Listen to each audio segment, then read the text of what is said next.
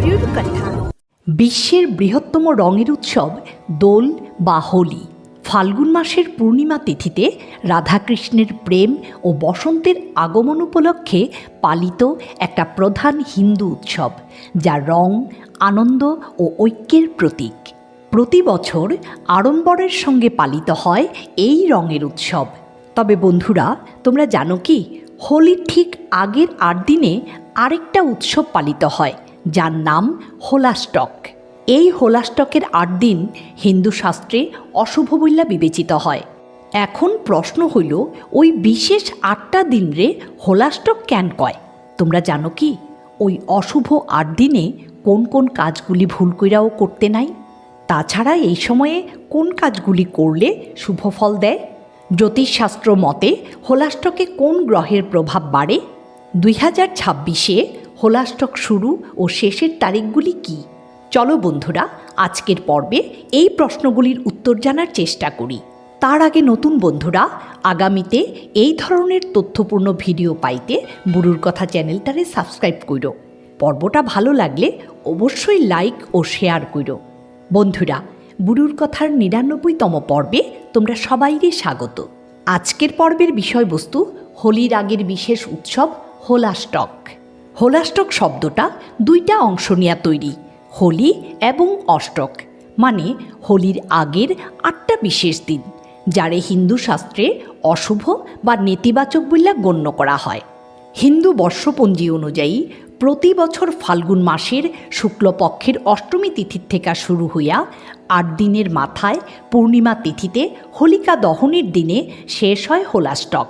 হোলাষ্টক হইল হোলির আগে একটা সংযম ও আধ্যাত্মিক সাধনার সময়, যখন নতুন কোনো বড় কাজ শুরু করা হয় না।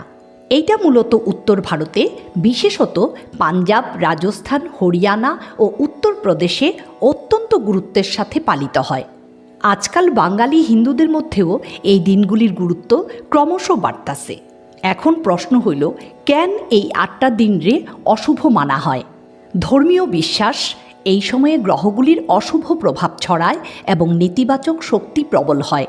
হিন্দু জ্যোতিষশাস্ত্র মতে হোলাষ্টকের 8 দিনে বিভিন্ন গ্রহ উত্তেজিত বা উগ্র অবস্থায় থাকে, যেমন অষ্টমী তিথিতে চন্দ্র, নবমীতে সূর্য, দশমীতে শনি, একাদশীতে শুক্র, দ্বাদশীতে বৃহস্পতি, ত্রয়োদশীতে শুক্র, চতুর্দশীতে মঙ্গল, পূর্ণিমা তিথিতে রাহু উগ্র অবস্থায় বিচরণ করে।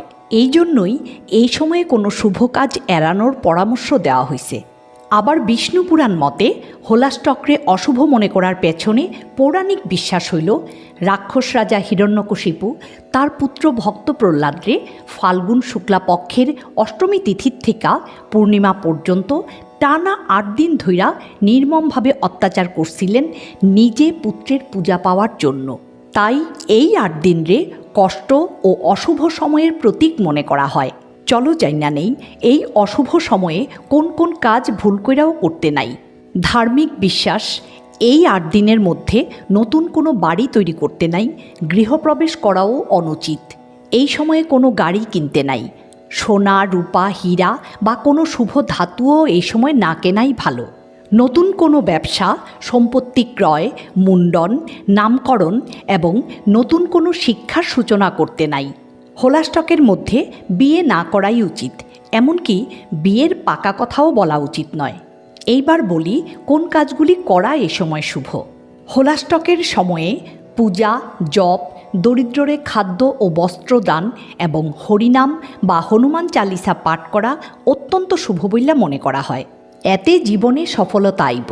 এইবার জাইনা নেই 2026-এ হোলাষ্টক শুরু ও শেষের তারিখ।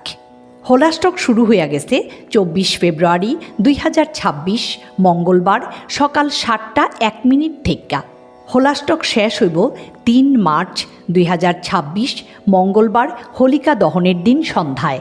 বন্ধুরা, আশা করি হোলির আগের 8 দিনের হোলাষ্টক সম্পর্কে সম্পূর্ণ তথ্য তোমরা সামনে তুলে ধরতে পারছি।